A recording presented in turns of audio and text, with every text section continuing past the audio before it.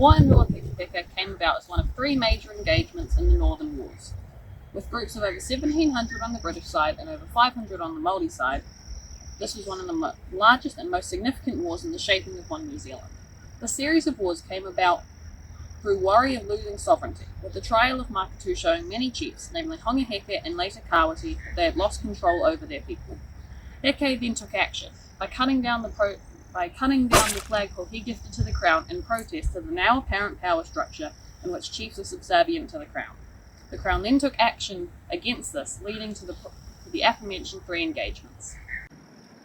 The war began with British soldiers transporting approximately 30 tons of equipment and artillery across 30 kilometres of rugged landscape. In this time, a highly advanced and well-made pa was built by Māori, led by Heke and Kawati.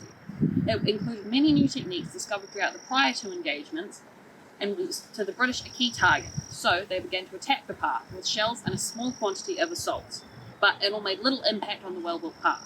So, on the 10th of January, a full-scale attack occurred, with the British unleashing a full-scale bombardment through use of their highly advanced shelling technology. This led to three small breaches in the palisade. One British leader was keen to attack through the small breach, but smartly talked out of it, as the pa had much capacity for covered shoulders to shoot down towards the invaders. The British had a very difficult time damaging the pa, as Ruapekapeka had a system of underground tunnels that the defenders would hide in when the British were shelling the area. The other advantage the defenders had was inbuilt trenches that allowed them to shoot out and attack the intruders if they attacked on foot. The end of the battle is a highly controversial matter, as the result is unclear and indecisive. This is due to the fact that British scouts only found Kawati and a small collection of his men with him in the pa. When the British attacked, they fled into the bush, where many British soldiers reported getting shot from hidden positions.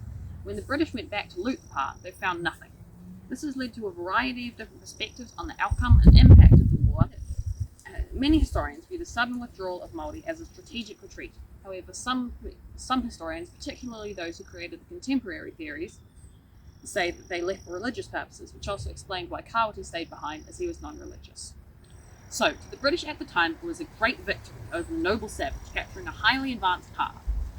With Grey and Despard both being quick to claim a great victory, but in recent re-evaluation and interpretation of the war, particularly by New Zealand historians, it was revealed that it may very well have been a British for the Māori, with them luring the British into attacking a much more disposable pa than the artillery that the British wasted.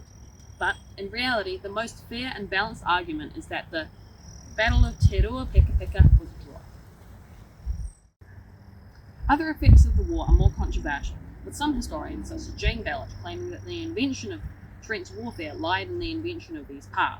Of course, this is highly disputed by other historians, but you can see the connection and similarities between the pa made by Kawati and Honga Heke, which did resemble a version of modern trench warfare. Of course, this battle also shaped the foregoing power structure in New Zealand, in which the Crown does have power over chiefly authority, although this was yet to be truly understood for many years, as it only was truly understood by all when a boom in Pākehā population occurred as a result of the treaty and the calming of the land wars.